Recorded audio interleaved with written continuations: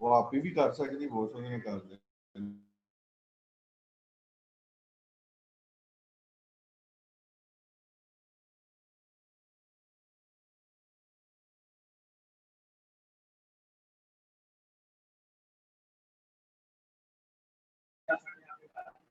ये दो नंबर का ये ध्यान कैसा उल्टा होना है।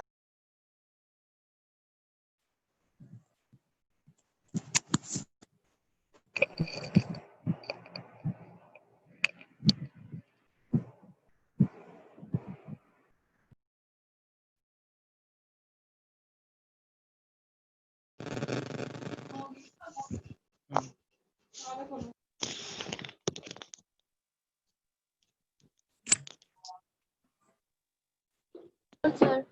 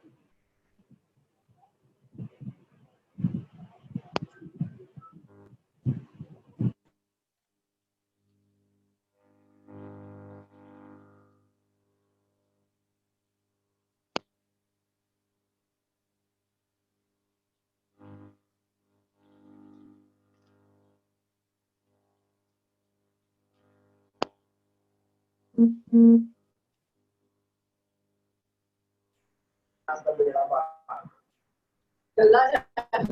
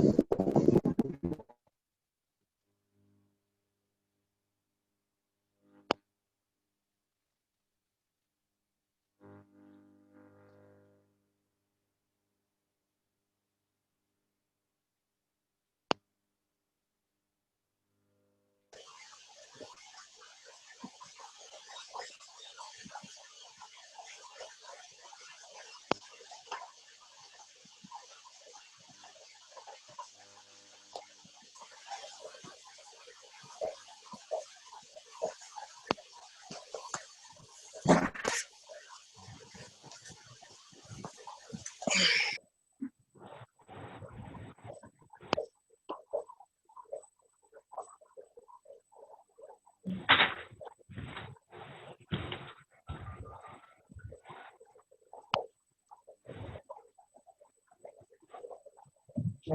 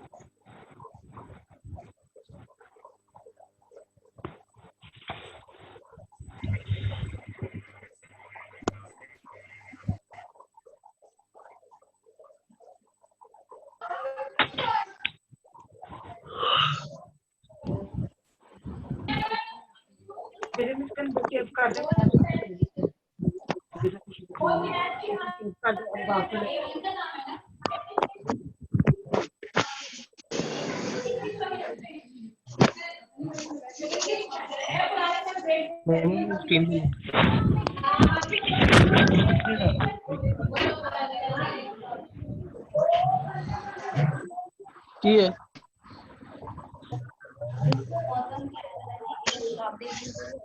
जानने वाला कि ना कोई ये टास्क प्रोग्राम के पैसे आए किसी के, तो वो कह रहे हैं कि रश बहुत ज़्यादा होता है, तो इस वजह से ना हमारा जल्दी नंबर लगवाते, तो गुलाब देवी में भी रेफरेंस है। गुलाब देवी में ऐसा रेफरेंस तो कोई नहीं हैगा, लेकिन सास के पैसे जड़े ने ना मेरे ख्याल नाल कितों भी लै सकदे ने। हेलो, एहसास वही सेंटर बना, कोई और सेंटर नहीं है, वो तो कह रहे हैं कहीं से भी ले सकते हैं मेरे ख्याल ना।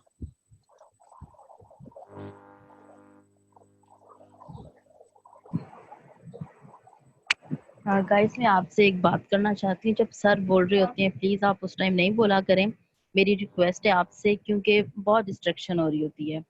ओके। एक बंदा बात कर रहा है, सर पूछ रहे होते हैं मुझे आवाज आ रही है, किसको मेरी आवाज आ रही है, सब बोलने लग जाते हैं यस सर यस सर। एक बच्चा बोल से ना प्लीज डोंट माइंड, बट ये हमारे बेहतरी के लिए, क्योंकि अगर आप इसके ड्यूज पे करके अगर ये आप क्लासेस लोगे ना तो फिर आपको पता चलेगा how much expensive. Thank you.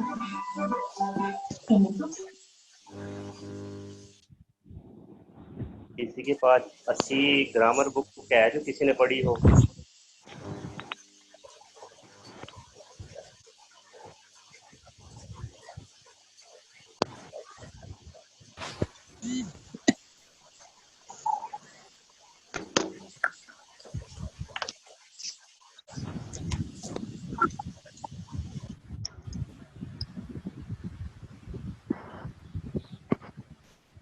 हाँ, जो भाई अभी पूछे ना ग्रामर के लिए, तो ग्रामर के लिए भाई आप ऐसा कीजिए, अगर आपने ग्रेजुएशन किया तभी आप अपनी ग्रेजुएशन की या फिर इंटर की जो आपकी बुक है कॉम्पोजिशंस हैं आप उसको स्टडी करिए। अगर आपने मास्टर्स किया तो आप उसकी जो बेसिक्स है ना आप उनको उठाना शुरू करें, आप उनको करना शुरू करें, तो ये आपके लिए बेटर हो जाएगा। आप 10 डेज आपको लगेंगे और आप इसकी ग्रामर की जो भी बारीकियां हैं ना वो आप देख लोगे।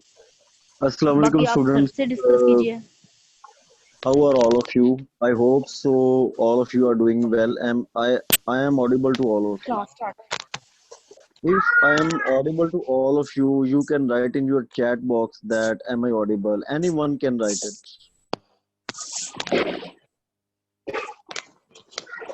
And you are requested all please turn off your mics. No one should literally turn on his or her mic until and unless I ask him or her to do so. Still there is a lot of distortion and disturbance. All of you are requested to turn off your mic so that we can pursue our class with peace of mind. Mahvish आपका mic on है, इसके अलावा किसका mic on है जी? हम तो लेंदे ही तो लीव करनी होगी तो कर ले। आमून जोसेफ आपका माइक ऑन है।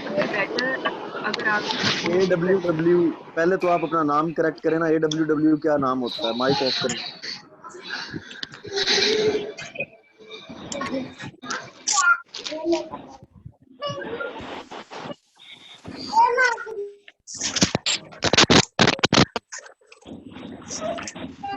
they are literally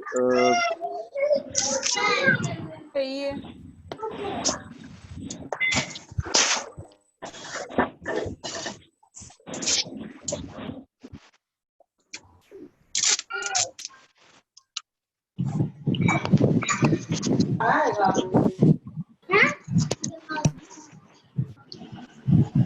rim Shah, आपका माइक कौन है? अभी तक आपको ये नहीं पता चला कि आपने अपना माइक ऑफ करना है। महविश, आपका अभी तक mic on.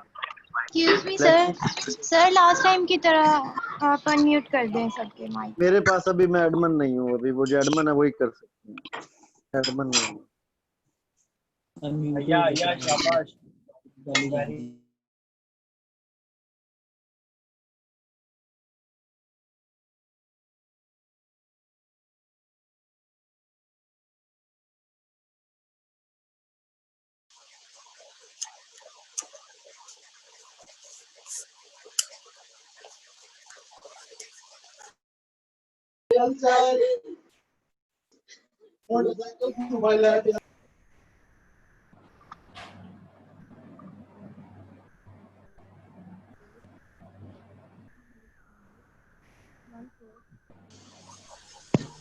Hello hello Edmund भाई, बात सुने जरा। आपको आवाज आ रही है मेरी? आपकी आवाज आ रही है। बोले भाई, बोले बोले। भाई मैंने आपको 2 नंबर सेंड किए थे, काइंडली अगर आप उनको ऐड कर दें इस ग्रुप में।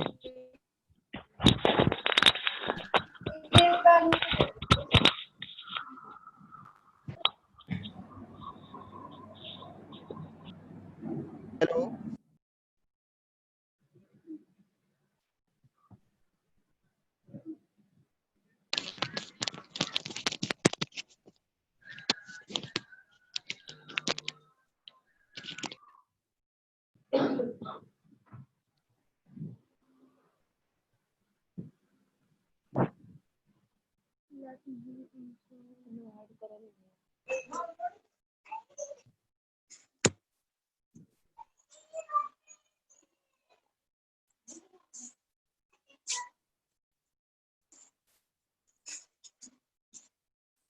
अगर कल के लेक्चर में से किसी का कोई क्वेश्चन या कंफ्यूजन या क्वेरी है तो वो पूछ सकता है।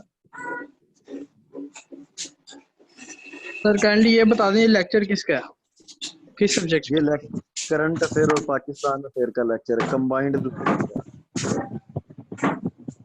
Excuse me sir, I am Shahzad sir. ये पूछना था कि 2 लेक्चर्स में हमारी नेशनल इंटरेस्ट की बात हुई है, तो पाकिस्तान के नेशनल इंटरेस्ट क्या क्या है?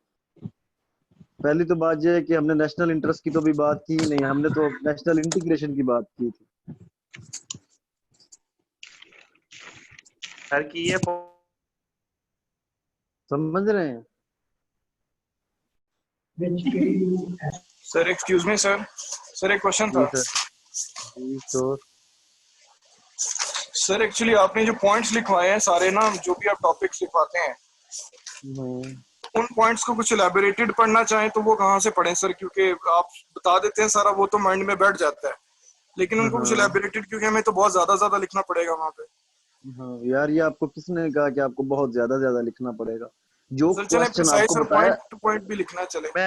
मैं आपको क्लियर करता हूँ। देखो, पहली बात यह है कि ये जो मटेरियल है इसमें मेरी कुछ अपनी रिसर्च है, कुछ जो है वो इंटरनेट से कंसल्ट किया गया है, और कुछ 5 to 10% जो है वो 2 बुक्स हैं। एक track to Pakistan by Saeed Ahmed है और एक JWT की बुक है, उससे कुछ लिया गया 5%। बाकी this is totally research based, आपको किसी बुक से नहीं मिलेगा लिटरली, ठीक है? बट पाकिस्तान जो आप बताते हैं सिर्फ उसी को हम इंग्लिश में काफी अच्छे लेक्चर बोलो ना, एक बंदा बोलो ना, किसी को इतनी सेंस नहीं है कि एक बंदा बोल रहा है तो बाकी सारे इंटरप्ट कर रहे हो। सर मैं बात कर रहा था सर। हाँ वही ना, मैं आपको कह रहा हूँ, आप बोलो। सर मैं ये कह रहा हूँ, बिल्कुल ठीक कह रहे हैं, आपने जो कराना है हमने वही करना है, टोटली आप पे बेस्ड है। लेकिन मैं ये कह रहा हूँ कि जो आप बताते हैं बस उसी को हम प्रिसाइसली इंग्लिश में लिख लें तो वो हमारा काम बन जाएगा। तो आपका बनेगा ना इंशाल्लाह। मैं आप लोगों को जो है वो क्वेश्चन अटेम्प्टिंग टेक्निक्स के ऊपर बताऊंगा, प्रेजेंटेशन के ऊपर गाइड करूंगा, कुछ फ्लो चार्ट्स आपसे डिस्कस करेंगे, डायग्राम्स वगैरह, इसके अलावा जो है वो कोट्स वगैरह सारी चीजें कवर करेंगे। इस सेंस से आप वरी ना हो। जो पढ़ाया जाता बेहतरीन है वो सर, बेहतरीन, उसको आप बहुत जो है अच्छा वो बस करें इंशाल्लाह। हाँ वो जी हो सर, जी जाएगा। सर, सर जो आप स्टडी करवा रहे हैं वो शेयर कर देंगे मटेरियल सारा आप ना? यार जो आपको रिकॉर्डेड लेक्चर मिलता है उसके अंदर वो सारा कुछ होता है, अदरवाइज मैं हैंड ऑन तो आप लोगों को हैंड ओवर नहीं कर सकता। This will be a some sort of piracy. But एक तो आप इधर भी स्क्रीनशॉट लेना चाहो तो ले सकते हो, अदरवाइज रिकॉर्डेड लेक्चर में ईच एंड एवरीथिंग जो है वो आप लोगों को विजिबल आ रही होती है। आई थिंक चलो कि आप लोग इस चीज को समझ सकते हैं, ठीक है ना? चलो, थैंक यू सर। सर चलें लेक्चर स्टार्ट करते हैं। सर फर्स्ट डे लेक्चर आपने नहीं शेयर किया, first day notes. First lecture वो मैं कर दूंगा, वो मैं कर दूंगा। जी सर, थैंक यू, शुक्रिया। सर मैंने नोट्स बनाए हुए थे फर्स्ट डे के, और मैंने वो जो ग्रुप था व्हाट्सएप का उसमें बोला था कि मुझे बता दें, या उनको मैंने पिक्चर्स सेंड की थी, वो उन्होंने लेकिन शेयर नहीं की।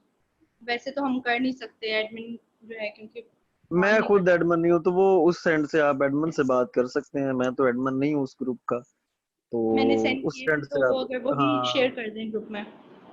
चलें वो देख लीजिएगा, पूछ लीजिएगा, आप जो भी एडमिन है उनसे आप बात कर लीजिएगा। चलें आज का इंशाल्लाह जो है वो हम लेक्चर स्टार्ट करते हैं। आप प्लीज सब लोग खामोश हो ये जाएं। करना चाहते आई थे विल कि वेबसाइट पे ना वो मैंने सिलेबस चेक करना था, लेकिन मैंने देखा है तो वो सिलेबस नहीं अभी शो हो रहा। वो सिलेबस तो पड़ा है, कोई उस एंड से आप बॉदर नहीं करो। जो आपको मैं मेरे एंड से आप लोग बिल्कुल जो है वो टेंशन लेस हो जाएं। करंट अफेयर्स और पाकिस्तान Yes, अफेयर्स sir. का आपको सिलेबस भी देखने की जरूरत नहीं पड़ेगी, ठीक है? Thank बाकी you, जो sir. सब्जेक्ट्स हैं Excuse me, उनका sir. जो I है have वो a question.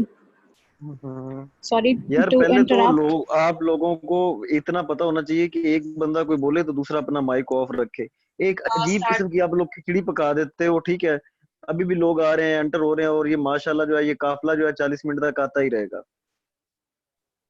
अब मुझे अच्छा ये एडमन तो अब मैं हूँ, अब ये मैं स्लाइड्स ऑन करूंगा तो ये पीछे आते रहेंगे, तो लिटरली अब ये ना ये वेटिंग रूम में बैठे रहें ज्वाइन होने के लिए। तो मैं अभी 2-1 मिनट तक क्लास स्टार्ट कर देता हूँ, ठीक है? आज पॉसिबली अगर पॉसिबल हुआ तो आज हम 2 टॉपिक स्टडी करेंगे। दोनों जो है वो करंट अफेयर्स और पाकिस्तान अफेयर से रिलेटेड हैं, but they are highly relevant to your essay and they are also relevant to 70% of your optional, be it political science, international relations, gender studies, criminology, US history, or many other subjects. They can be literally converged into many topics. Excuse me, sir. Can I say something? Sure. First, tell your name. Sir, What is your name? my name is Mahvish Javed. Okay, Mahvish, please. Now, can I say? Yeah, sure. Hello? हाँ हाँ बोले महविश, आपकी आवाज आ रही है। Hello? Mahwish आपको मेरी आवाज नहीं आ रही?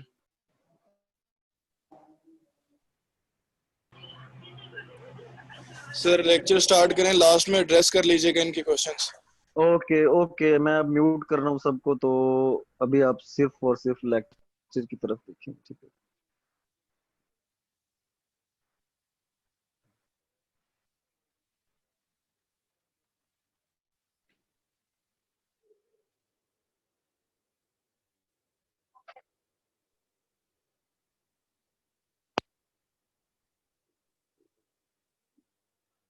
स्क्रीन ऑडिबल है आप सब लोगों को? चैट बॉक्स में लिख दें। Yes, sir. जी सर।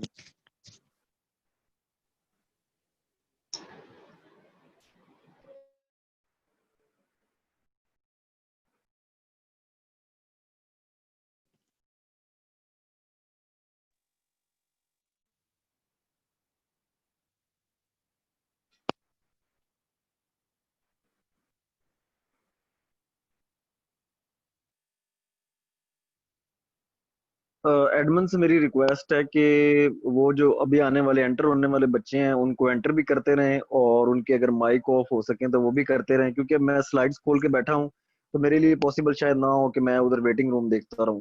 बच्चों आज का टॉपिक है peace, and this is very very important topic. ये आपको डिफरेंट शेड्स के अंदर आ सकता है। ऐसे के रिलेटेड तो ये बहुत इंपॉर्टेंट है, ठीक है? बट हमारी क्योंकि करंट अफेयर्स और पाकिस्तान अफेयर्स की क्लास है और ये दोनों के रिलेटेड जो है वो बहुत ज्यादा इंपॉर्टेंट है, तो मैंने आप लोगों को जैसे बताया कि ऐसे में तो पास में इसके ऊपर ऐसे भी आता रहा है। इसके अलावा आपका international relations, political science, criminology, gender studies, ठीक है, इसके अलावा आपकी और बड़े ऑप्शंस है उनके अंदर, ये कन्वर्ज हो सकता है टॉपिक। तो एग्जामिनर का देखो सवाल पूछने के उसके डिफरेंट वेज होते हैं। जब वो पीस की बात करेगा ना तो जरूरी नहीं है कि वो आपको यही कह दे कि अच्छा बताओ पीस क्या है। वो आपसे वॉर के रिलेटेड कोई क्वेश्चन पूछ सकता है, वो आपसे कोई वायलेंस के रिलेटेड कुछ बात कर सकता है, वो आपसे कोई अनार्की के ऊपर या जो नेशन स्टेट्स के अंदर डिस्टरबेंसेस है उसके ऊपर कोई क्वेश्चन आ सकता है। इसके अलावा आपको इंडो पाक रिलेशन के ऊपर, यूएस पाक रिलेशन के ऊपर, अफगान इशू के ऊपर कोई क्वेश्चन आ जाए तो आपने पीस को एड्रेस करना है कि how piece can be achieved. तो महविश आप अपना माइक ऑन करो और मुझे बताओ कि what is peace. Mahvish Javed ji sir, peace जो है वो एक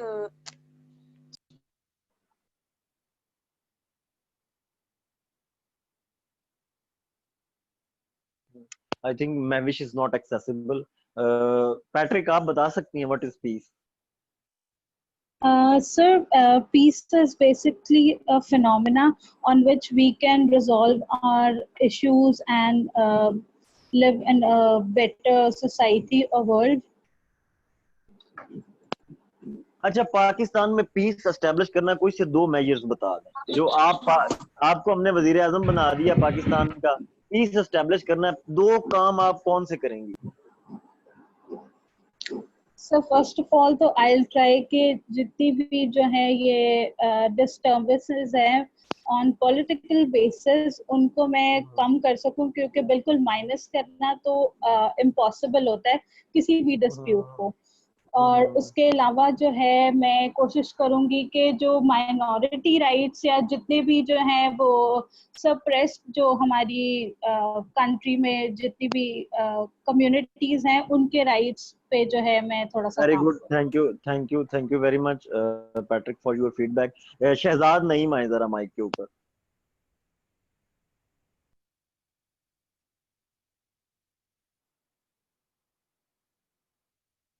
I think Shahzad name is not accessible. इसी वजह से आपके नाम पूछने का मकसद यही है कि हम इस सेशन को जितना इंटरेक्टिव बनाएंगे आपकी लर्निंग भी ज्यादा होगी। ठीक है, Cynthia, I read this name in the sir chat. आपकी आवाज नहीं आ रही मुझे। बाकियों को आवाज आ रही है मेरी? जी सर आ रही है। जी सर आ रही। Okay please turn off. Sir मुझे आपकी आवाज नहीं आ रही। मैम आपकी तरफ कोई इशू होगा, मैं तो बाकियों को ऑडिबल हूँ, आपकी साइड पे कोई इशू हो सकता है। Okay guys, we are Cynthia, am I audible to you? If am I audible to you, please come on to the mic.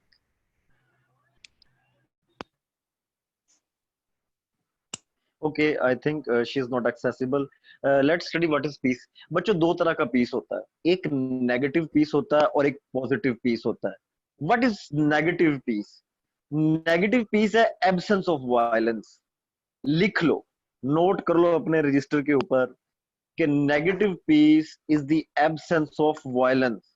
कौन सी वायलेंस? एक तो डायरेक्ट वायलेंस जो होती है। डायरेक्ट वायलेंस क्या है? ये जो अफरा तफरी, कत्लो गारत, ये जो मार पिटाई चल रही है, ये वायलेंस है। दूसरा कल्चरल वायलेंस।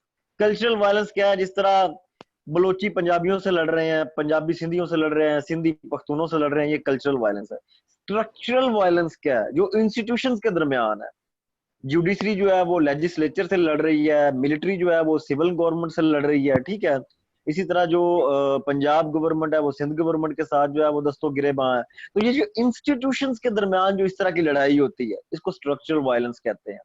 तो आप खुद अंदाजा लगाएं, क्या इनमें से कोई भी किसी टाइप की भी जो वायलेंस किसी भी कौम के लिए ठीक है? हरगिज नहीं। तो नेगेटिव वायलेंस, नेगेटिव पीस क्या है? Negative peace is the absence of violence. Negative peace बजाते खुद एक अच्छी चीज है, कोई ये नेगेटिव नहीं है। जस्ट ये स्टैंडर्डाइज करने के लिए, बेंचमार्किंग करने के लिए, डिफरेंशिएशन करने के लिए हमने नेगेटिव और पीस का वर्ड यूज किया, पॉजिटिव पीस का।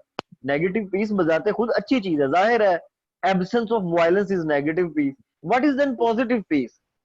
पॉजिटिव पीस है बच्चों जब आपके यहाँ एटीट्यूड, बिलीव्स और आइडियाज जो हैं वो सबके अच्छे हों। हमारे यहाँ पाकिस्तान में क्या होता है? ना तो हमारे एटीट्यूड एक दूसरे के साथ ठीक है, ना हमारे आइडियाज, और हम कहते हैं मिर्ज़ई भी काफिर हैं, शिया भी काफिर हैं, ठीक है, सारे काफिर हैं, बस हम जो है वो ठीक है, हमने जन्नत में जाना, बाकी सारों ने जहन्नुम में जाना है। तो ये जो हमारे आइडियाज हैं, आपने देखा है जापान की जो सोसाइटी है वो कितनी पीसफुल है। आप अगर जापान के अंदर चले जाएं, आप किसी से लड़ना चाहें भी तो वो आपसे नहीं लड़ेगा। आप किसी के ऊपर अपना अगर आर्ग्यूमेंट थोपोगे तो वो आपसे कहेगा यार तुम ठीक कह रहे हो, लगता है तुम्हारे पास बहुत नॉलेज है, मैं रिसर्च करूंगा, मैं देखूंगा, तो thank you for your feedback, अच्छा किया तुमने मुझे बता दिया। हमारे यहाँ किसी को बात करे तो वो तो हमें मारने पर आ जाएगा, कत्ल गारत पे आ जाएगा। तो आइडियाज, बिलीफ्स, नॉर्म्स और इस तरह की जो आपकी जो आइडियोलॉजी होती है, अगर वो पॉजिटिव है तो आपके अंदर positive peace, positive peace mean direct peace, structural peace, institutions के दरमियान भी पीस है। जुडिशरी की, अदालत की जो है वो हुकूमत से कोई लड़ाई नहीं है, हुकूमत की मिलिट्री से कोई लड़ाई नहीं है, ठीक है जी। टेक्नोक्रेसी की, ब्यूरोक्रेसी के साथ कोई लड़ाई नहीं है। कल्चरल लेवल के ऊपर तमाम कल्चरल के लोग, क्रिश्चियन, मुस्लिम, हिंदू, सिख, ठीक है, पंजाबी, सिंधी, बलोची, पठान, सारे आपस में मिलजुल कर अमन से रह रहे हैं। तो ये क्या है बच्चों, ये पीस होता है। And I hope so it's clear to all of you. अब सवाल ये है कि पीस को एस्टेब्लिश कैसे किया जाए। पाकिस्तान पिछले 17-18 साल से एक अनार्की का शिकार है, ठीक है, पाकिस्तान में पीस नहीं है, बल्कि 70 साल से हम जो है वो एक कत्लो गारत के दौर से गुजर रहे हैं। शायद ही कोई ऐसा दिन गुजरता है जब कोई धमाका नहीं होता, कोई बंदा कत्ल नहीं होता, कहीं पे कोई वायलेंस का इंसिडेंट नहीं होता। अब तो फिर भी कुछ सिचुएशन नॉर्मल हो गई है। पिछले 17-18 साल तो हमने ये खुद कुछ धमाके और वायलेंस और इस तरह के अटैक्स जहाँ वो बड़े फेस किए हैं। तो पाकिस्तान जैसे कंट्री के लिए पीस की जो इम्पोर्टेंस है वो वैसे भी बड़ी ओवर एम्फेसाइज हो जाती है। तो अब हमने देखना है कि अमन कैसे लाया जा सकता है। बच्चों, पीस का जो पहला पिलर है ना वो ये है कि वेल फंक्शनिंग गवर्नमेंट। किसी भी कौम को अगर अमन लेकर आना है तो उसका पहला पिलर ये होगा कि उसकी जो गवर्नमेंट है वो बड़ी वेल फंक्शनिंग हो, उसके अंदर एक बड़ी हायरार्की हो, उसके अंदर एक बड़ी सिमेट्री हो, आफ्टर इंटरवल्स इलेक्शंस का एक टाइम हो, ठीक है, ट्रू डेमोक्रेसी हो, लोगों की एस्पायरेशंस को रिफ्लेक्ट करने वाले कैंडिडेट्स और रिप्रेजेंटेटिव्स आगे आए जो गवर्नमेंट बनाए, उस गवर्नमेंट के ऊपर लोगों का ट्रस्ट हो, वो गवर्नमेंट जो है वो अपने मामलात में स्विफ्टली और एप्टली जो है वो लोगों को डील करे, किसी के साथ ज्यादती ना करे, उस गवर्नमेंट के अंदर माइनॉरिटीज की भी रिप्रेजेंटेशन हो, तो वो गवर्नमेंट वेल फंक्शनिंग गवर्नमेंट होगी। ये जो लीबिया, इराक है, सीरिया है, यमन है, वहां पे क्यों अमन नहीं है? क्योंकि वहां पे कोई वेल फंक्शनिंग गवर्नमेंट ही नहीं है। जौन से कंट्रीज जहां पे बड़ी स्ट्रॉन्ग और जो है वो सॉवरन गवर्नमेंट्स हैं वहां पे पीस भी है। आप यूएसए को देख लें, आप इंडिया को देख लें, आप और बड़े कंट्रीज हैं उनको देख लें, तो जहां जहां आपको अच्छी गवर्नमेंट मिलेगी आपको पीस भी मिलेगा। पॉइंट सेकंड, दूसरा पिलर क्या है? Excuse me, sir. I have a Equitable question. जी श्योर। I'm Sara. मेरा क्वेश्चन ये है कि सर जो पहला पिलर आपने बताया ना वेल फंक्शनिंग गवर्नमेंट, तो हम कह सकते हैं कि प्योरली डेमोक्रेटिक गवर्नमेंट हो? हाँ कह सकते हैं, मैंने एक्सप्लेन नहीं किया, मैंने यही तो बताया। Okay sir, thank you. Okay, pillar 2 है इक्विटेबल डिस्ट्रीब्यूशन ऑफ रिसोर्सेज। देखो जब कहीं पे रिसोर्स डिस्ट्रीब्यूशन प्रॉपर ना हो, लोगों के अंदर एहसास कमतरी या इंफीरियोरिटी कॉम्प्लेक्स, इस्तेहसाल या एक्सप्लॉयटेशन वाले सेंटिमेंट्स प्रॉप अप हो, तो वहां पे कभी भी पीस नहीं हो सकता। सिर्फ पाकिस्तान की आप एक एग्जांपल ले लें, बलोचिस्तान के लोग कहते हैं कि जी हमारे यहाँ गैस निकलती, हमें गैस नहीं मिल रही, हमारे यहाँ कोयला निकलता है, हमें ही डेवलपमेंट नहीं करवाई जा रही यहाँ पे, हमारे यहाँ से जो है वो आप जिप्सम, मार्बल, यूरेनियम ये चीजें निकाल रहे हो, और हम पाकिस्तान का सबसे बैकवर्ड प्रोविंस है, ठीक है, हम पत्थरों के जमाने में रह रहे हैं, यहाँ से रिसोर्सेज लेकर आप इस्लामाबाद और लाहौर में लगा रहे हो। केपीके वाले कहते हैं कि जी हमारा पानी का शेयर जो है वो मारा जा रहा है, सिंध वाले कहते हैं पंजाब जो है वो हमारे साथ ज्यादती कर रहा है। तो रिसोर्स डिस्ट्रीब्यूशन जो है वो बहुत इंपॉर्टेंट है किसी भी नेशन स्टेट के लिए। जब रिसोर्स डिस्ट्रीब्यूशन प्रॉपर होगी सोशल लेवल पर, पॉलिटिकल लेवल पर, इकोनॉमिक लेवल पर, ठीक है, तो हर जो स्कूल ऑफ थॉट है, हर कम्युनिटी, हर एथनोसेंट्रिक जो सेगमेंट है, वो फील करेगा कि they are a part of the society, they are a part of the country. वो भी सीना तान के कहेगा कि अच्छा हम पाकिस्तानी हैं। तो equitable distribution of resources जो है that is highly important for the establishment of a positive peace। तो without proper resource distribution you can't dream about peace। फिर free flow of information, एक सेंटेंस लिख लें कि पाकिस्तान को के बारे में एक टॉन्ट किया जाता है कि पाकिस्तान में प्रेस फ्रीडम नहीं है, प्रेज फ्रीडम है। ऐसे में भी लिख के आना पाकिस्तान में प्रेस फ्रीडम नहीं है बल्कि क्या है, प्रेज फ्रीडम है। तारीफ करने की सिर्फ आजादी है। आप गवर्नमेंट की तारीफ करें, आप मिलिट्री की तारीफ करें, क्रिटिसाइज ना करें किसी को बस। तो फ्री फ्लो ऑफ इंफॉर्मेशन जो है वो पीस के लिए जरूरी है। आप देखें यूएसए की जो हॉलीवुड है वो कितनी कितनी मूवीज बनाती है जिसमें वो अपनी मिलिट्री को बेनकाब करते हैं, उनके जो अच्छे हथकंडे हैं उनके ऊपर बात करते हैं, उनके जो सीक्रेट मिशंस हैं, जो गवर्नमेंटों को ओवरऑल ग्लोबल लेवल के ऊपर गिराया जाता है, जो वो कत्ल करते हैं अपने एनिमीज को, इस तरह का वो कितना ही वो करते हैं।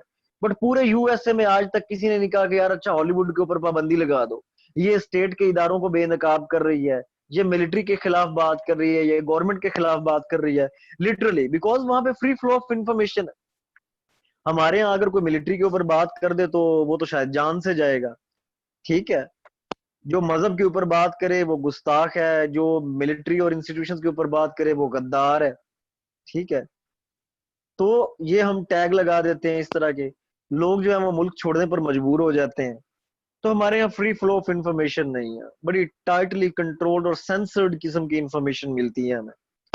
हमारा मीडिया जो है वो आजाद नहीं है। हमारे स्टेट इंस्टीट्यूशन है, सीपैक को ले लें, इवन के जो सीपैक की मिनिस्ट्री में काम कर रहे हैं उनको नहीं पता कि इसके स्टैट्स क्या हैं, कितना हमने लोन लिया है, उसके ऊपर कितना इंटरेस्ट और मार्कअप रेट है। तो बच्चों फ्री फ्लो ऑफ इंफॉर्मेशन जो है वो किसी भी पीस का थर्ड पिलर है। आप let the information disseminate itself. जब इंफॉर्मेशन डिसेमिनेट होगी कोई पहाड़ नहीं गिर जाएगा। सच बोलें काइंडली, झूठ ना बोलें। झूठ बोलेंगे तो टेम्परेरी फायदा शायद हो जाए, लॉन्ग टर्म में आपका कोई फायदा नहीं होगा। तो जो फ्री फ्लो ऑफ इंफॉर्मेशन होता है बच्चों वो किसी भी पीस के लिए बहुत बहुत ज्यादा इंपॉर्टेंट होता है। देन गुड नेबरली रिलेशंस, ठीक है, बहुत इंपॉर्टेंट है पीस के लिए। अब देखो इस हर पॉइंट के ऊपर आप एक पूरा ऐसे लिख सकते हो। पाकिस्तान के गुड नेबर रिलेशंस के ऊपर आए बात तो आप बता सकते हो कि पीस ना होने की वजह ये है, हमारी इंडिया से नहीं बनती, हमारी अफगानिस्तान के साथ नहीं बनती, हमारी ईरान के साथ नहीं बनती, तो कैसे भी अमन होगा। अफगानिस्तान हमारी ड्यूरन लाइन को नहीं मानता, अफगानिस्तान हमें कहता है आप स्टेट स्पॉन्सर ऑफ टेररिज्म है, वो हमें कहता है कि आप मेरे अंदर वायलेंस क्रिएट कर रहे हो, आप इधर जो है वो गुड तालिबान और बैड तालिबान की का नैरेटिव बनाकर बैठे हो। इंडिया में कहता है आप कश्मीर में टेररिज्म फैला रहे हो, मेरे अंदर अटैक करवा रहे हो, मेरे खिलाफ साजिशें कर रहे हो। तो जब आपके नेबर्स के साथ रिलेशन है, और ये चीज देखो कंट्री लेवल के ऊपर ये अप्लाई नहीं होती, हमारी सोशल लाइफ के अंदर भी अप्लाई होती है। अगर मेरे घर के मेरे सारे हमसायों के साथ मेरी नहीं बनती, वो सारे मेरे खिलाफ है, तो क्या मैं पीस के साथ रह सकता हूँ? हरगिज नहीं, ठीक है ना।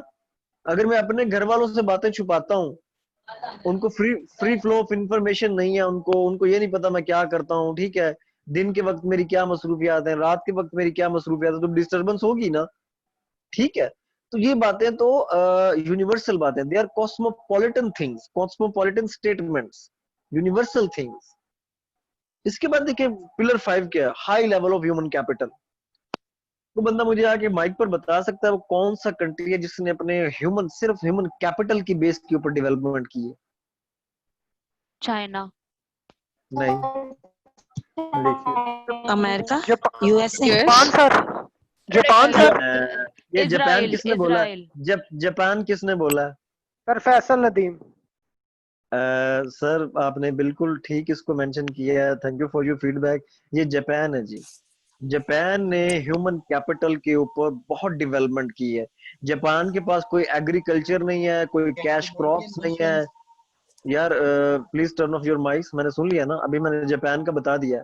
आई वाज सेइंग कि जापान की जो एग्रीकल्चर है, guys please take 1 minute break, 1 minute break, azan is calling.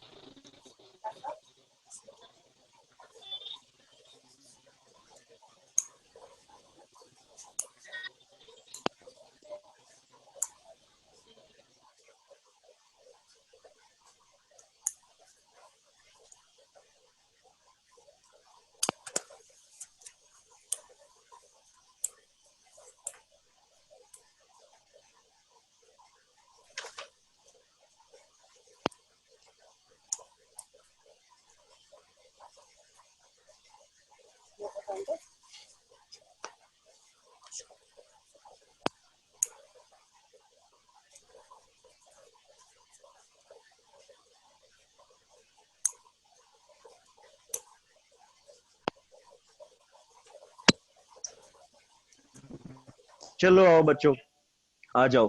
Human high level of human capital, मैं आपको ये बता रहा था कि जापान जो है, जापान के अंदर ना कोई एग्रीकल्चर है, ना कोई कैश क्रॉप्स है, ना उनके पास कोई नेचुरल रिसोर्सेज है लाइक कोल गैस इस तरह का।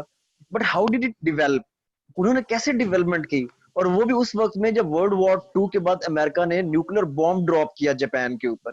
तो उसके बाद बच्चों जापान ने अपना ह्यूमन कैपिटल जो उसको डेवलप किया है। उनका ह्यूमन कैपिटल इतना क्वालिफाइड, कॉम्पिटेंट, टेक्निकल और प्रोफेशनल है कि आज वो पूरी दुनिया में उन्होंने अपनी दस्तरस बनाई हुई है। ग्लोबल सप्लाई चेन्स के अंदर उतना कितना हिस्सा है उनका। आपके पास जो जो मर्सिडीज है, जो आपकी सिविक है, जो कोरोला, इस तरह की गाड़ियां, ये सारियां जापान से आ रही हैं। तो जापान, यार ये माइक किसका ऑफ है? इतनी डिस्टरबेंस हो रही होती है मुझे, आई डिडंट फील कंफर्टेबल। किसी का माइक ऑफ है, ऑन है यार, ये ऑफ करे, इसको अकल नहीं है इतनी। ये मेरे लिए टोटली नॉन निगोशिएबल बात है। अगर मैंने देख लिया तो मैंने नाम लेकर बेइज्जती करनी है उसकी। अभी मैं स्लाइड खोल के बैठा हूँ, अब मैं उधर जाके ये देखूं कि माइक किसका ऑन है। जामू ने तो फट के लिया।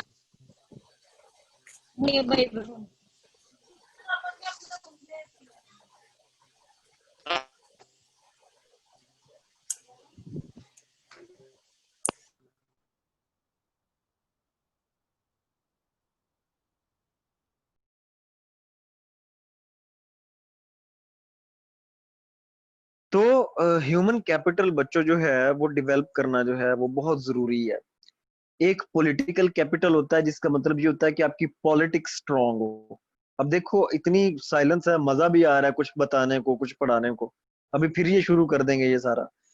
तो दूसरा होता है इकोनॉमिक कैपिटल, कि आपकी इकोनॉमी स्ट्रांग हो। और तीसरा होता है ह्यूमन कैपिटल, कि आपकी जो वर्क फोर्स है, आपकी जो यूथ है, वो इतनी स्ट्रांग, इतनी कैलिबर वाली, इतनी टेक्निकल, प्रोफेशनल और कॉम्पिटेंट हो कि आपको दुनिया माने, दुनिया आपका लोहा माने। हमारे यहाँ अनफॉर्चुनेटली एक टर्म यूज होती है यूथ बल्ज की। यूथ बल्ज लिख लो, ऐसे में तो खासकर लिख के आना ये टर्म। तो यूथ बल्ज क्या है कि हमारे यहाँ यूथ तो है, कुछ कंट्रीज है ना यूरोप के जैसे, उनकी पॉपुलेशन एजिंग पॉपुलेशन है, जैसे ब्रिटेन है या ये चाइना और इस तरह के बहुत से कंट्रीज हैं, वहां पे एजिंग पॉपुलेशन ज्यादा है। मतलब उनके यहाँ जो 60% पॉपुलेशन है दैट इज अबव देन 40।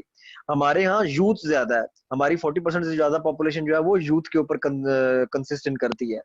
तो हमें उसको बजाय कि हम उसको एक एसेट बनाते, वो हमारे लिए लायबिलिटी बन चुकी है, हमारे लिए वो कालक बन चुकी है। इस वजह से क्योंकि वो अनएम्प्लॉयड है, उनके पास स्किल्स नहीं है, उनके पास क्वालिफिकेशन नहीं है, उनके पास जो है वो कॉम्पिटेंसी नहीं है, तो वो कैसे आएगी? जब आप उसके ऊपर इन्वेस्ट करोगे, ठीक है ना, जब आप सस्टेनेबल डेवलपमेंट के ऊपर इन्वेस्ट करोगे, जब आप जो है वो कैपेसिटी बिल्डिंग के ऊपर इन्वेस्ट करोगे, जब आप डेमोक्रेटिक गवर्नेंस के ऊपर इन्वेस्ट करोगे, तो आपकी यूथ ऊपर उठेगी। ठीक है, दुनिया आपको कहेगी कि यार हमें अपने डॉक्टर्स दो, हमें अपने इंजीनियर्स दो, हमें अपने लॉयर्स दो, ठीक है, हमें अपने एक्सपर्ट्स दो। हम दुनिया से मांग रहे हैं यार हमें इकोनॉमिक एक्सपर्ट दो, हमें डॉक्टर दो, हमें इंजीनियर्स दो। हमारी कंपनियों को पाकिस्तानी अच्छे नहीं लगते, ठीक है। तो इसकी वजह यही है कि हमारा ह्यूमन कैपिटल इतना स्ट्रांग नहीं है। तो जिस कंट्री का ह्यूमन कैपिटल स्ट्रांग होगा उसमें पीस भी होगा। अब जापान को देख लें, लिटरली मुझे बताओ, अमेरिका तक की आप खबरें सुनते हो, शूटिंग हो गई, 50 बंदा मर गया, ठीक है, फलां अटैक हुआ, किसी ने ट्रक चढ़ा दिया, 100 बंदा मर गया। पाकिस्तान की सुनते हो, इजराइल की सुनते हो, कभी कभी जापान की भी सुनी है कि वहां पे धमाका हुआ, इतने बंदे मर गए? कभी जापान के बारे में सुना है कि किसी ने पिस्टल चलाया और 30 बंदों को टपका दिया उसने? कभी नहीं सुना होगा आपने। जापान हाईली पीसफुल कंट्रीज में से एक है। वजह अपने ह्यूमन कैपिटल को उसने डेवलप किया। हमारे यहाँ लोगों को इतनी अंडरस्टैंडिंग ही नहीं है। आप में से सबने वो सानिया शरकपुर देखा होगा, जब वो पेट्रोल स्पिल ओवर कर रहा था तो सारे लोग जो है, इवन के जो पढ़े लिखे लोग हैं, जो सिविक और कोरोला लेके उधर खड़े थे, जो बाइक्स लेकर खड़े थे, वो भी भर भर के पेट्रोल डाल रहे थे अंदर। तो क्या हुआ, थोड़ी सी नेग्लिजेंस हुई, वो ब्लास्ट हुआ और सारे के सारे उधर जो है वो जलकर खाक हो गए, स्केलेटन्स रह गए पीछे सारे। लिटरेसी नहीं है, जहालत है, यूनिवर्सिटियों के अंदर फायरिंग चल रही है, तंजीमें आपस में लड़ रही हैं, ठीक है।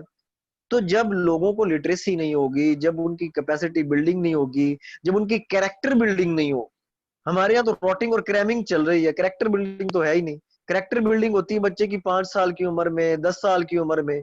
हम उसको बताएं कि यार संस्कार क्या होते हैं, मैनर्स क्या होते हैं, एटिकेट्स क्या होते हैं, बड़ों के साथ किस तरह पेश आना है, टीचर्स के साथ कैसे पेश आना है, दोस्तों के साथ किस तरह का रवैया रखना है। बट ये हमारी प्रायोरिटीज में शामिल ही नहीं है। ये तो वो उसकी पर्सनल डेवलपमेंट है। ह्यूमन कैपिटल के ऊपर हम बात कर रहे थे कि उनकी कैपेसिटी बिल्डिंग हो। अब कोई डॉक्टर है तो वो अपने शोबे के अंदर महारत रखे, कोई वेटरनेरियन है मेरी तरह तो उसे अपने डिपार्टमेंट में स्किल्स होनी चाहिए। बट हमारे यहाँ यूनिवर्सिटीज की ये प्रायोरिटीज में शामिल ही नहीं है। Then acceptance of rights of others, ये सबसे बड़ी बात है। हम माइनॉरिटीज के राइट्स को नहीं एक्सेप्ट करते, ठीक है। पाकिस्तान का एक बहुत बड़ा डायलेमा है यार, ये फिर किसी का माइक ऑन है, माइक ऑफ करे। पाकिस्तान का सबसे बड़ा डायलेमा है कि हम दूसरों के जो राइट्स हैं उनको ऑनर नहीं करते, ठीक है जी। क्रिश्चियन जो है वो अपने राइट्स के लिए लड़ रहे हैं, हिंदूज जो है वो अपने राइट्स के लिए लड़ रहे हैं। इसी तरह जो यार ये कौन है,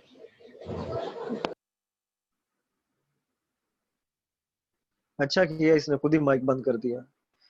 तो इसी तरह जो सिख कम्युनिटी है उनके राइट्स कंप्रोमाइज हो रहे हैं।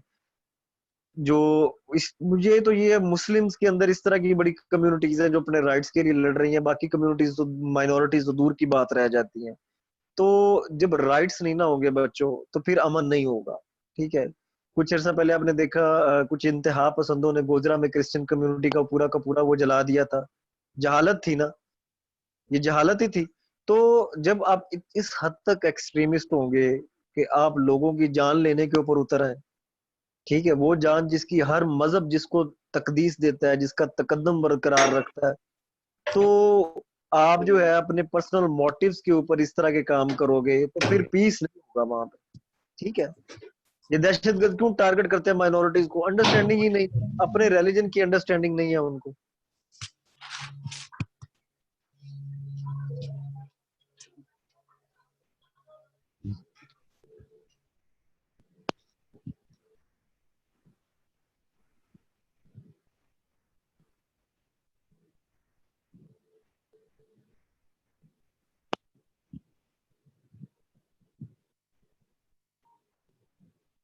Okay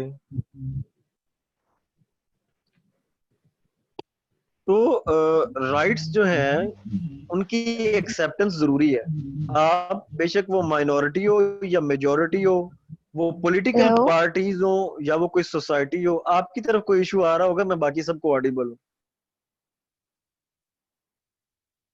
7 low level of corruption. बच्चों का करप्शन के साथ पीस हो सकता है? हरगिज नहीं।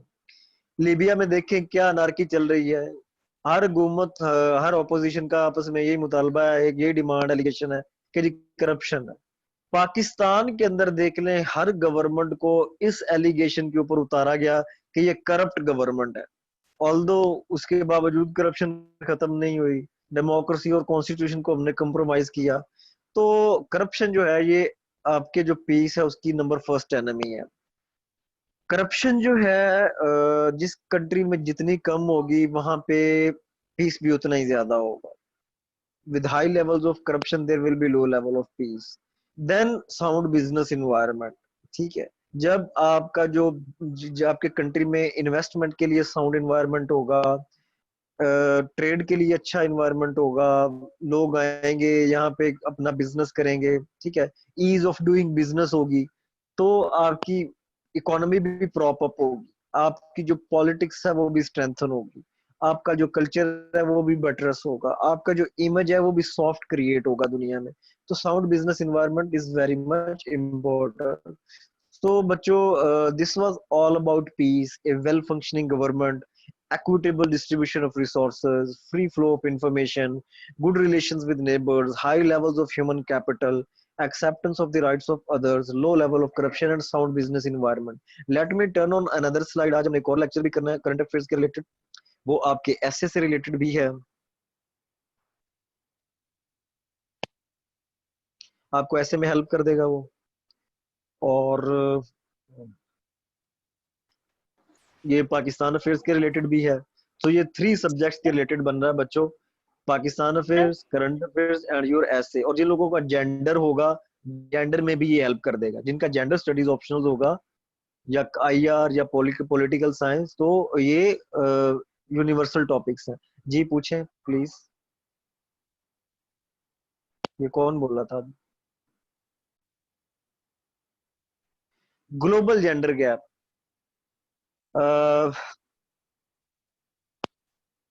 असल में मैं आपसे थोड़ा सा इसमें इंटरेक्शन करना चाह रहा था, बट हमारे पास क्योंकि टाइम शॉर्ट है, हमने रैप अप करना है चीजों को, 40 मिनट हो चुके हैं, तो I will try my best कि हम इसको 10-15 मिनट में वाइंड अप कर दें।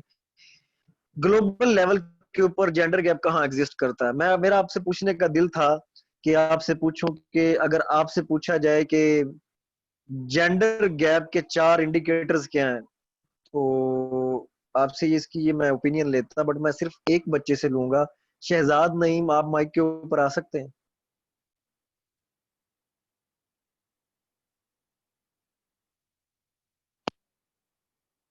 चले मैं किसी और से पूछता हूँ। Let me turn on the chat box.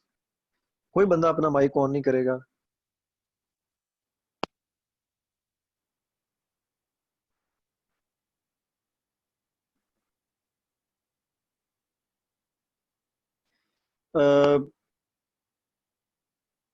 Naveed John, आप आ सकते हैं माइक के ऊपर?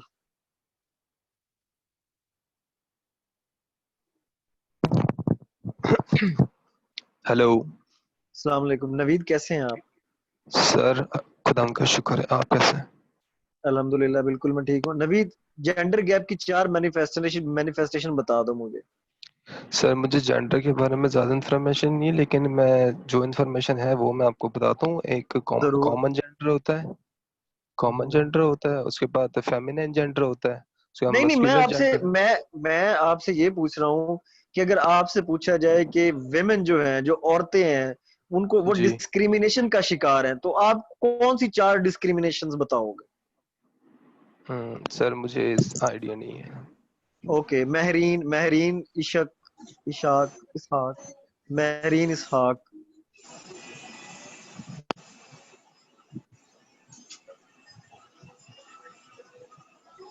I think Marine is not accessible. Komal, Kajal.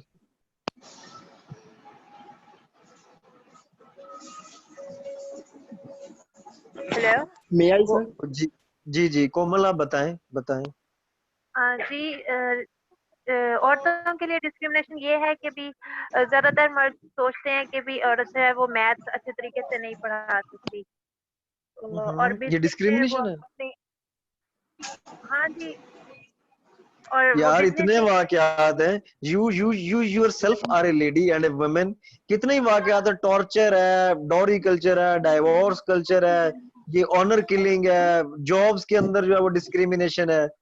तो मैथ तो कोई रीजन नहीं। चलिए ऑफ करें, आप सब माइक अपने ऑफ करें। Let we come to the topic. Mic off करें अपना, माइक ऑफ रखें सब। सर मैं इसमें एक्सक्यूज मी सर, मैं इसमें कुछ अपना जो है वो इंफॉर्मेशन शेयर करूंगी। अपना नाम बताइएगा जरा, मुझे नाम सर बताइएगा। मैं नदब गिल कराची से बात कर रही हूँ। ओके नदब, बताएं। जी सर, एक्चुअली क्योंकि इस वक्त हम लोग ओवरऑल नेशन के सिलसिले में बात कर रहे हैं, तो जो डिस्क्रिमिनेशन इस वक्त लेडीज या फिर जो वुमेन्स जेंडर फेस करती है, वो सबसे पहले तो ऑक्यूपेशंस के अंदर है, and females are not getting the higher post because of their gender issue. और सेकेंडली ये कि सैलरीज, अगर हम ऑर्गेनाइजेशन, क्योंकि माइक्रो और अगर मैक्रो की बात करते हैं, तो मैक्रो के अंदर जो है वो ऑक्यूपेशंस हैं और सैलरीज आ जाती हैं, एम्प्लॉयमेंट आ जाती है, और इसके अलावा जो है वो और भी बहुत सारे हैं जो females are facing within. Okay, thank you so much Nadab for your feedback. चलें बच्चों, देखो 4 पैरामीटर्स हैं इंटरनेशनल लेवल के ऊपर जेंडर गैप को असेस करने के। जेंडर गैप क्या है कि मेल्स और फीमेल्स के दरमियान डिस्क्रिमिनेशन कहाँ है, गैप कहाँ आ रहा है। सबसे पहला बेंचमार्क है इकोनॉमिक पार्टिसिपेशन एंड अपॉर्चुनिटी। क्या आपकी इकोनॉमी के अंदर, आपकी वर्क फोर्स के अंदर विमेन को पार्टिसिपेशन है? क्या उनको अपॉर्चुनिटीज और मौके मिल रहे हैं? देन एजुकेशनल अटेनमेंट, क्या उतनी ही अपॉर्चुनिटीज, एवेन्यूज और सोर्सेज जो हैं वो विमेन को भी अवेलेबल हैं जितने मेल्स को हैं? हमारे यहाँ तो ऐसा नहीं है। हमारे यहाँ तो मेल्स की एजुकेशन को बहुत लोग प्रेफर करते हैं, स्पेशली बलोचिस्तान, केपी और इंटीरियर सिंध के अंदर, ठीक है, मेल्स को प्रेफर किया जाता है। हेल्थ एंड सर्वाइवल में देख लें, ठीक है, बड़े इसमें भी दगरगू हालात है। फिर पॉलिटिकल एम्पावरमेंट में देख लें, 70 साल में सिर्फ एक फीमेल जो है हमारी हेड ऑफ द स्टेट बनी है। ये तो पाकिस्तान में नहीं, ओवरऑल ग्लोबल लेवल के ऊपर भी यही सूरत हाल है, ठीक है। इसी तरह हमारी जो ओवरऑल मिनिस्ट्रीज हैं, हमारे जो कोटाज हैं, हमारी जो पोर्टफोलियोज और स्लॉट्स हैं, डिफरेंट जो ऑर्गेनाइजेशंस हैं, उसके अंदर भी यही सूरत हाल है। विमेन की पार्टिसिपेशन ना होने के बराबर है। तो ये 4 पैरामीटर्स आपकी फिंगर टिप्स पे होने चाहिए।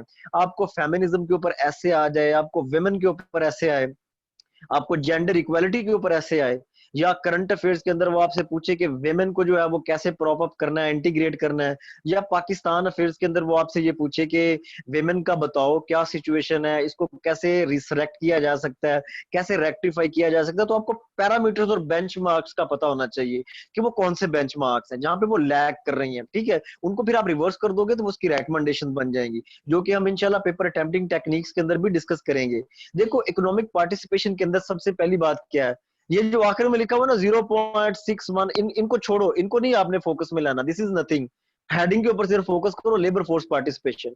पाकिस्तान की साउथ एशिया में लिख लो सबसे कम labour force participation, only 25% labour force participation women की। कितनी कम है आप अंदाजा लगा लो। तो इकोनॉमिक पार्टिसिपेशन के अंदर सबसे पहला पॉइंट ये होता है कि आपकी लेबर फोर्स के अंदर विमेन को पार्टिसिपेशन हो। Then wage equality for similar work, एक ही काम करने के लिए मेल को अलग सैलरी ऑफर की जा रही है और फीमेल को अलग की जा रही है। मेल रिसेप्शनिस्ट है तो 30,000, फीमेल रिसेप्शनिस्ट है तो 20,000, ये क्या बात हुई? तो वो भी इक्वल होनी चाहिए। फिर एस्टिमेटेड अर्नड इनकम कितनी है, ठीक है, फीमेल्स टू मेल्स रेशो कितना है उसका, जो आप एक साल में या एक मंथ में कमाते हो टोटल इनकम, ठीक है, उसमें बड़े गैप है। फिर आप ये देखो लेजिस्लेटर, सीनियर ऑफिशियल्स और मैनेजर्स, उसके अंदर फीमेल का कितना रेशो है। हमारे यहाँ तो आप पूरा लेजिस्लेटर देखें, मेल ने वो ऑक्यूपाई किया हुआ है। इसी तरह सीनियर ऑफिशियल्स, मैनेजर्स, एंटरप्रेन्योर्स जितने भी हैं, मेल ज्यादा है, फीमेल्स बिल्कुल लमसम ना होने के बराबर है। Then professional and technical workers, आपके यहाँ जो जितने भी वर्कर्स हैं, बेशक वो प्रोफेशनल हो या टेक्निकल हो, ठीक है, उनमें जो है वो फीमेल की पार्टिसिपेशन या रेशियो है वो बहुत कम है जी, ठीक है। देन देखें एजुकेशनल अटेनमेंट, आपके यहाँ जो है वो लिटरेसी रेट जो है फीमेल्स का बहुत ही कम है, मेल्स का बहुत हाई है, ठीक है। प्राइमरी एजुकेशन की बात करें तो उधर फीमेल्स की पार्टिसिपेशन लमसम है। सेकेंडरी एजुकेशन की बात करें तो उसमें उनका शेयर बहुत कम है, और टर्शियरी एजुकेशन की तो बात ही ना करें, वहां तो जिक्र ही नहीं छिड़ता फीमेल्स का। सिर्फ अपर पंजाब की कुछ सूरत हाल बेहतर है, या कराची, कोटा, पेशावर जो है वो किसी हद तक फीचर करते हैं, अदरवाइज तो डोमेस्टिक लेवल के ऊपर जो ही बेचारी वो इंटरमीडिएट बैचलर तक आती हैं तो वालदेन कहते हैं नहीं जी अब शादी करो, ठीक है घर में बैठो। लड़कियां एमबीबीएस करती हैं, एमबीबीएस के बाद शादी करती हैं, शादी के बाद घर बैठ जाती हैं। भाई स्टेट ने आपके ऊपर रिसोर्सेज इन्वेस्ट किए हैं, आपको पढ़ाया है, आपको स्किल्स दी हैं, अब उसको डिलीवर करो, पे बैक करो। तो हमारे यहाँ हर एंगल से, हर डायमेंशन से हालात खराब है। Health and survival, sex ratio at birth, ठीक है, जब बर्थ होती है तो उस वक्त जो है देखें फीमेल्स की रेशियो क्या है और मेल्स की रेशियो क्या है, उस हिसाब से हम उनको फिर अकोमोडेट नहीं करते, उस हिसाब से हम उनको फिर जो है वो प्रॉपर अप ब्रिंगिंग नहीं करते। उनकी लाइफ एक्सपेक्टेंसी की अगर बात करें तो फीमेल्स की लाइफ एक्सपेक्टेंसी बड़ी कम है मेल्स के निस्बत, ठीक है। क्यों? उनकी न्यूट्रिशनल राइट्स, उनके इम्यूनाइजेशन राइट्स, उनके रिप्रोडक्टिव राइट्स कंप्रोमाइज किए जाते हैं। मेल चाइल्ड की ख्वाहिश में जो है वो उनकी हेल्थ को कंप्रोमाइज किया जाता है। इस तरह के और बड़े इश्यूज हैं, इन्फेंट मॉर्टेलिटी है, मैटरनल मॉर्टेलिटी है, ठीक है ना। तो हेल्थ के बारे में भी जो है वो ना सिर्फ पाकिस्तान बल्कि ग्लोबल लेवल के ऊपर भी जो डेवलपिंग और अंडर डेवलप्ड कंट्रीज हैं उनके यहाँ यही सिचुएशन है। देन पॉलिटिकल एम्पावरमेंट, पार्लियामेंट के अंदर विमेन की कितनी रिप्रेजेंटेशन है, मिनिस्ट्रियल पोजीशंस के अंदर कितनी पार्टिसिपेशन है, years with female head of the state, पिछले 50 सालों में कितने जो है वो हेड ऑफ द स्टेट आपके फीमेल रहे हैं। तो इसको भी काउंट ऑन किया जाता है जेंडर इक्वालिटी या जेंडर एम्पावरमेंट के बेंचमार्क के अंदर। तो इससे आप किसी भी कंट्री का जो जेंडर स्टेटस या स्टैंडिंग है उनको इजीली असेस कर सकते हो। तो these were the 4 things, health and survival, political empowerment, educational attainment, ठीक है। एंड फर्स्ट क्या था? Economic participation. तो ये 4 इंडिकेटर्स थे। अब देखो अगर वे वर्क पार्टिसिपेशन एंड लीडरशिप की बात की जाए तो हमने देखा लेबर फोर्स तो हमारी पहले बहुत कम है, 25% के राउंड अबाउट है। देन अनएम्प्लॉयड जो अडल्ट्स हैं लेबर फोर्स के वो बहुत ज्यादा हैं, अगर है मतलब जी अगर पहली तो बात जो है वो टेक्निकल और कॉम्पिटेंट नहीं है, अगर वो हैं तो उनके पास जॉब्स नहीं है, ठीक है। इसके अलावा जो है वो पार्ट टाइम जॉब जो है उसका भी उन्होंने बेंचमार्किंग की हुई है, ठीक है जी, कि कितने उनको राइट्स हैं कि वो पार्ट टाइम जॉब कर सकते हैं। देन पे गैप बहुत ज्यादा है, मैंने आपको ऑलरेडी बताया मेल्स और फीमेल्स के दरमियान हमारे यहाँ एक ही जॉब के लिए पे गैप बहुत ज्यादा है। देन अंडरपेड वर्क, वेमेन कितना ही काम करती हैं वो सारा अंडरपेड जाता है, मतलब जितना वो डिजर्व करती हैं उतना नहीं हम उनको देते। लीडरशिप रोल्स नहीं है हमारे यहाँ। टेक्नोलॉजी के अंदर जो है वो पैरिटी नहीं है कि हम टेक्नोलॉजी के अंदर विमेन को उसी तरह मेन स्ट्रीम और इंटीग्रेट करते जिस तरह मेल्स को करते हैं, ठीक है जी। तो नीचे वाले बेशक ना भी लिखें, ये जो कंपनीज के अंदर और फीमेल मेजॉरिटी ओनरशिप की उसने बात की है, ठीक है, या टॉप मैनेजर्स की अगर वो बात कर रहा है कि वो उसमें फीमेल्स नहीं है ज्यादातर मेल्स ही हैं, तो ये चीजें देखी जाती हैं। देन फाइनेंस तक एक्सेस कितनी है, कितनी औरतें हैं हमारे यहाँ जिनको ये राइट है कि वो बैंक अकाउंट खुलवा सकती हैं। सेम सिचुएशन है अपर पंजाब, कराची, पेशावर। बैकवर्ड और रूरल एरियाज की बात करें तो उनको ये बिल्कुल भी राइट्स नहीं है, उनको अवेयरनेस ही नहीं है इस बारे में। हम बच्चियों को उनकी विरासत और इनहेरिटेंस में जो राइट्स हैं वो नहीं देते, बच्चों को दे देते हैं, उनको कंप्रोमाइज कर देते हैं वुमेन को, ठीक है। कितनी औरतें हैं जिनको ये एक्सेस है कि वो लैंड जो है वो ओन कर सकती हैं, उसको ओन उसके ऊपर कंट्रोल हो सकता है उनका, वो इनहेरिटेंस भी उनको मिल सकता है। इसी तरह नॉन लैंड एसेट्स जो हैं, ठीक है, जो मूवेबल प्रॉपर्टी है उसकी ओनरशिप के कितने उनको राइट्स हैं। तो फाइनेंस तक तो एक्सेस बेचारियों को है ही नहीं। Then civil and political freedom, ठीक है, राइट टू वोट नहीं है। आपने देखा जब 2018 के इलेक्शंस हुए थे तो दीर के अंदर लोगों ने औरतों को वोट नहीं डालने दी, वो कहते थे जी ये गैर इस्लामी है। भाई अपने मजहब का ही नहीं इन लोगों को पता, ठीक है। तो बाद में स्टेट ने अपनी रिट जो है वो इंश्योर करवाई और वहां पे औरतों को वोट डलवाने के लिए आगे लेके आए। तो हमारे यहाँ तो अभी भी तक उनकी जो वोटर पार्टिसिपेशन है वो बड़ी कम है। हेड्स ऑफ द स्टेट हम ऑलरेडी डिस्कस कर चुके हैं। इलेक्शंस के अंदर जो है उनका कोटा जो है वो भी बड़ा लमसम है हमारे यहाँ। पार्टी, ये सबसे बड़ा डायलेमा, जब इंट्रा पार्टी इलेक्शंस या एक्स्ट्रा पार्टी इलेक्शंस होते हैं तो पार्टियों की ज्यादा से ज्यादा कोशिश होती है कि मेल नॉमिनीज आ गए हैं उनको नॉमिनेट करेंगे, बस 5-6 औरतों को वो टिकट दे के अपना कोटा पूरा कर लेते हैं कि अच्छा बहुत हो गया। भाई आप जेंडर न्यूट्रल होके वो टिकट्स दो, जो मेरिट के ऊपर जो बंदा या बंदी आ रही है उसको 2 टिकट आप। ये क्या बात हुई 7-8 को टिकट दे के बाकी सारे के सारे मेल्स के खाते में? तो पार्टी मेंबरशिप कोटा वो भी हमारे यहाँ ना होने के बराबर है। अपर हाउस के अंदर भी आप देखें पार्टिसिपेशन नहीं है। ये सिर्फ पाकिस्तान की बात नहीं हो रही, ये डेवलपिंग और अंडर डेवलप्ड कंट्रीज के ऊपर भी यही अप्लाई होता है। राइट टू इक्वल जस्टिस, हमारे यहाँ तो आप देखिए पंचायतें फैसले करती हैं, ऑनर किलिंग होती है, ठीक है, लोग खुद जो है वो अदालतें अपनी लगा लेते हैं, गैरत के नाम पर कत्ल करने पे आ जाते हैं। कितने कत्ल हुए, कंदील बलोच का मर्डर हुआ, और भी कितनी सेलिब्रिटीज के जो है वो कत्ल हो चुके हैं। Right to travel outside the country, माशाल्लाह। अब हमें तो हमारी औरतों को तो घर के बाहर ट्रैवल करने की आजादी नहीं है, तो कंट्री के बाहर ट्रैवल करने की आजादी तो बहुत बाद में आती है। क्या कितना उनको परमिशन और इस तरह की चीजें और इस तरह के मामलात से होकर गुजरना पड़ता है, ठीक है। तो इससे आप इजीली अंदाजा लगा सकते हैं मेल्स को हर तरह की फ्रीडम है, वो बाहर जो मर्जी गुलछरे उड़ाते रहे, और विमेन को जो है वो घर के अंदर भी उनकी मूवमेंट और इस तरह की हरकतों सकनात बड़ी रिस्ट्रिक्टेड होती हैं। तो आउटसाइड ट्रैवल का तो सवाल ही हमारे यहाँ पैदा नहीं होता। देन फैमिली एंड केयर बहुत इंपॉर्टेंट है जी। हमारे ग्रुप में भी बहुत सारी खवातीन है, वो भी इस चीज को एक्नॉलेज करेंगी कि ये जो मैरिटोरियल मामला आते हैं इसमें कितनी रिस्ट्रिक्शंस हैं, इसमें कितने पैची पिटफॉल्स और प्लेटफॉल्स हैं, ठीक है। बाज़ औक़ात जो है वो अंडर एज मैरिजेस कर दी जाती हैं, कम उम्री में शादियां कर दी जाती हैं, जिसकी वजह से बर्थ के मसाइल आते हैं, ठीक है। इसी तरह एक जो मेल चाइल्ड की जो रिलेंटलेस डिजायर है उसके अंदर जो है वो फीमेल की जो हेल्थ है वो कंप्रोमाइज होती है। फैमिली प्लानिंग का कोई कॉन्सेप्ट नहीं है। राइट टू डाइवोर्स जो है वो एक बिल्कुल मेल की प्रेस्टीज और प्रिविलेज समझी जाती है, ठीक है। ऑल्दो उसके पास ये राइट है, बट अगर विमेन डाइवोर्स लेना चाहती है तो उसको भी ऑनर करना चाहिए, ठीक है। देन चाइल्ड मैरिज ऑलरेडी बता दिया। मैटरनिटी और पैटर्निटी लीव्स नहीं है हमारे यहाँ, अभी कुछ कॉन्सेप्ट इसके ऊपर बात हो रही है। जाहिर है विमेन है, जब प्रेगनेंसी और इस तरह के मामला हो रहे हैं, दे डिजर्व लीव्स, ठीक है। प्रोफेशनल या जॉब या वर्क प्लेस के ऊपर वो काम कर रही हैं, तो जाहिर है उन्होंने अपने बच्चे की और अपनी हेल्थ का, इन्फेंट एंड मैटरनल हेल्थ का जो है वो ख्याल रखना है।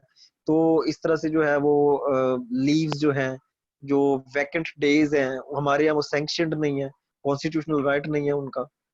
फिर उनका ये भी राइट है कि वो उस लीव के दौरान जो है वो वेजेस भी इंजॉय करें, उनको सैलरी दी जाए। ये नहीं कि बस छुट्टियां दे दी और सैलरी भी नहीं दी, नहीं, ऐसा नहीं है भाई। वो फैमिली है, वो डिजर्व करते हैं।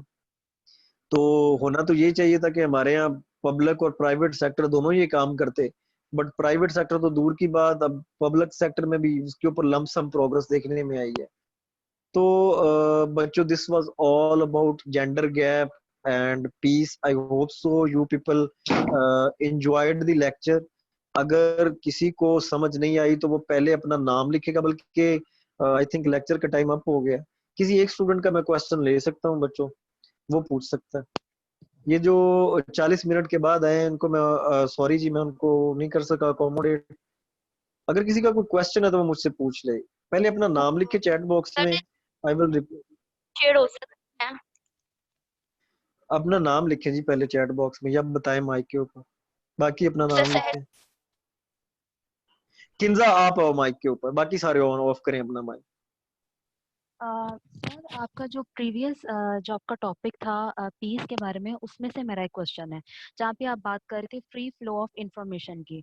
अब जो फ्री फ्लो ऑफ इंफॉर्मेशन है वो डोमेस्टिकली तो समझ आ गई मुझे, ठीक है, उसका बेनिफिट होता है, लेकिन एक्सटर्नली अगर उसको देखा जाए तो क्या अगर जैसे सी पैक का मामला है, ठीक है, जो चाइना और पाकिस्तान के दरमियान जो बातें हैं, उन्होंने वो मतलब कि खुद ही उन्होंने वो डिस्क्लोज की हैं ताकि यूएस इस चीज से फायदा ना उठा सके, तो इसको प्लीज क्लियर कर दें। फ्री फ्लो ऑफ इंफॉर्मेशन हम सिर्फ कंट्री लेवल के ऊपर बात कर रहे हैं, हम बाहर की बात नहीं कर रहे।